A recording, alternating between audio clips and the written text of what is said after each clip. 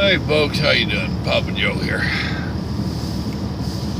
This is twice now that I have been asked to do a video about lot lizards. For those of you that don't know, those are professional girls of the oldest trade. They been around truck stops forever. They've also been called nocturnal asphalt reptiles. I don't know why. The first one was a woman that asked me right after this first started, or after we just first started this, said that she had been a lot lizard and was now a stripper. Like that was a step up. Now I've got a gentleman that just asked me to make one and said he married one and they're happily ever after, and please be respectful. Well, Max, I'm respectful as often as I can, as much as I can, as much as people will let me. And you have to understand that a lot of times respect is a perspective. I could be being respectful, in my opinion, but yet you and yours could take it as offensive. So, you know, to ask me to be respectful, that's, I understand where you're coming from, but I want you to understand that if you ask me to make a video, I don't know how many of my videos you've watched. I am an honest person. I am as honest as I can be according to my beliefs. But just because I'm being honest, that don't mean that everybody's going to think I'm being respectful. Some of them can think I'm totally disrespectful. What do you think I should say about professional lot lizards or prostitutes? I mean, you know, really, folks, it's the world's oldest profession. It goes back before Jesus' days. I mean, it is what it is.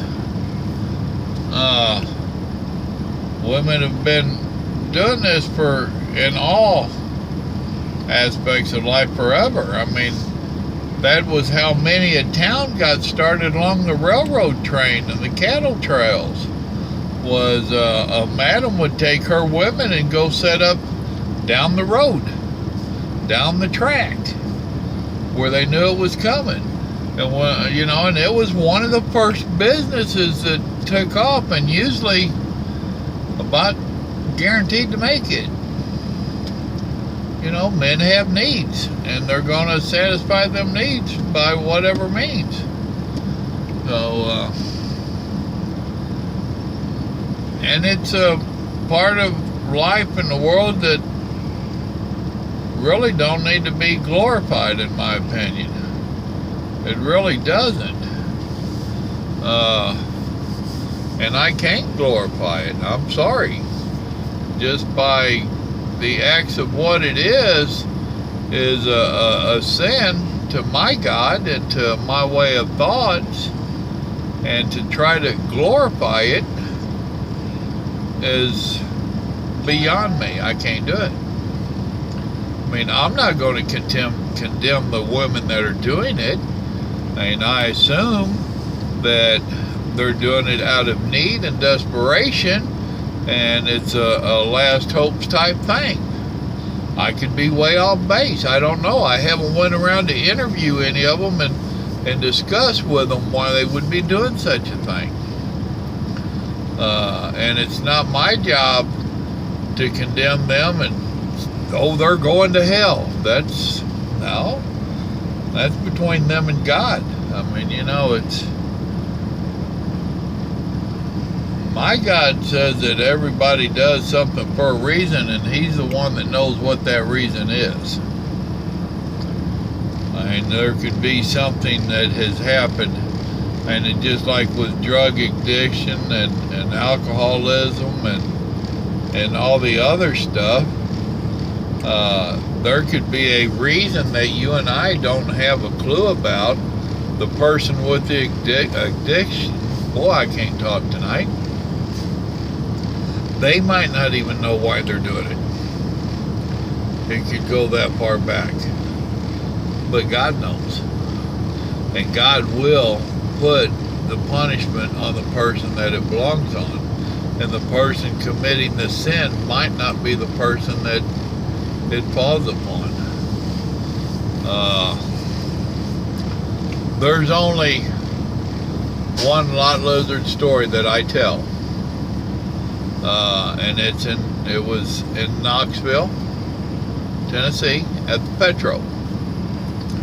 I used to run Ford Freight, and me and a guy named Scooby Doo, we used to run together a lot, and we would stop at the Petro and get our trucks washed. And we'd do that just about once a week. I would let him get his truck washed first because he got out there and he hand dried it with towels. He'd pull on out there a little ways and he'd hand dry it. By the time mine got washed and I pulled out and checked it out, he was just about done with his. And we did this one time, and I pulled my truck out of the truck wash, got out and walked up there to see how he was doing, and here's a knockdown gorgeous woman walking by, and she had a female walking with her that was total opposites. And you couldn't help but look at her. She was a knockout girl. And just as I stepped up there to Shaggy, I seen her, and I said, "Damn." And he said, "Yeah, it ain't bad for a cop, is it?" I said, "It ain't bad for anything." And he says, "I guarantee you that one's a cop. She wasn't saying nothing to nobody. She wasn't bothering nobody.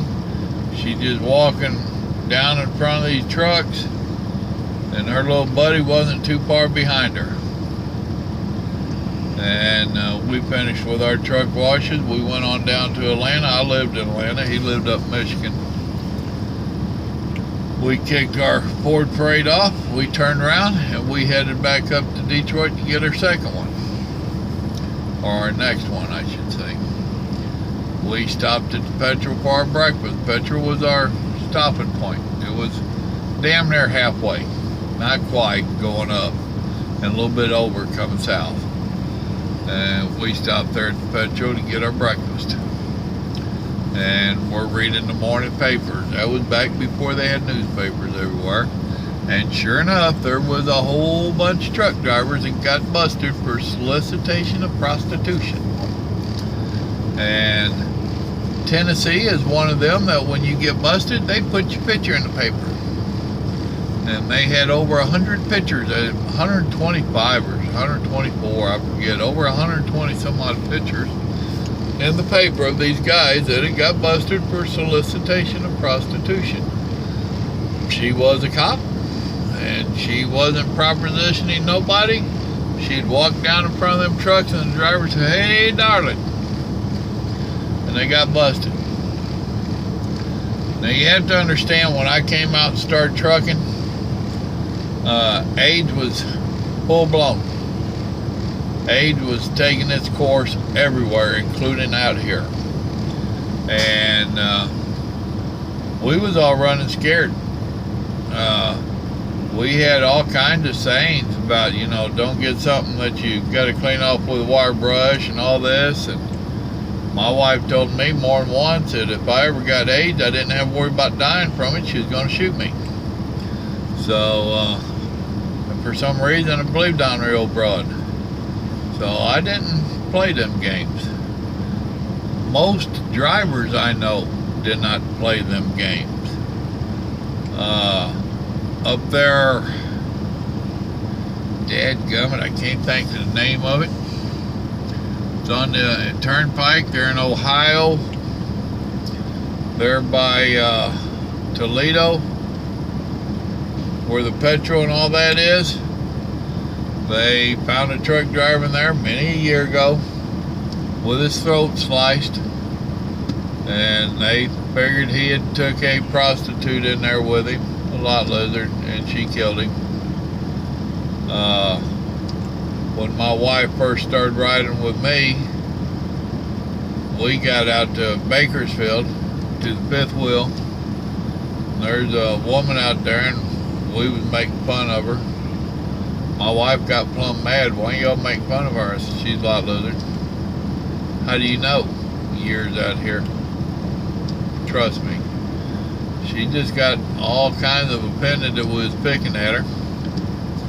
As soon as the sun goes down, she's the first one knocking on the doors. And all night long, that's what happened, knocking on the doors. And it has slowly gone down since then. I haven't seen a lot lizard out here now, and I don't know how long. I mean, it's been a long time. They're pretty much extinct. They are a rare reptile. So if you married one hen and you're happy, I'm happy for you. I mean, I've done stuff in my life that I'm not proud of. My wife's done stuff in her life that she's not proud of. That don't mean either one of us was a prostitute. I would have been. I mean, you know, I figure I should have been a gigolo. I mean, look at me. You know, a commercial buffalo right here. But I just couldn't find a woman that wanted to pay me. That's my luck. But ain't none of us perfect. And he who lives in a glass house don't throw rocks. You know? Just like the girl that was charged with prostitution in front of Jesus. And Jesus started naming off all kinds of stuff. Never looked at any of the accusers around. And he was writing in the sand and in the dirt, and never does tell us what he wrote. And he says, he who is without sin, let him cast the first stone. And they all kind of disappeared. And he told her, he says, go on and sin no more. I'm kind of that frame of mind. I know that I've lived a bad life. I know I've had my sins. And if you watch my videos, you will see that I tell everybody a sin is a sin is a sin. According to the Bible, there's no such thing as a good sin or a bad sin. There's no such thing as a greater sin or a lesser sin. Sin means you miss the mark. You miss the target that God wanted us to be on. That is a sin. You missed it.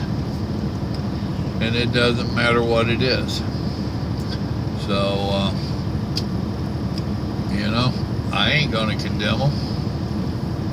And I ain't going to condemn your relationship. I mean, why should I? I'm tickled to death for y'all.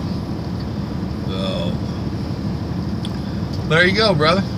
I know it probably ain't quite what you wanted, but it's my honest opinion on stuff. And that's what y'all are cursed with. When you ask me for a video, you're not going to get the video that you would have made. You're going to get the video I would have made. And that's going to be my honest opinion. And sometimes it ain't going to add up for you. But God bless you. Remember, God loves you, and so do I. Y'all keep talking to him, and your marriage will stay blessed. Y'all have a good night now. Bye.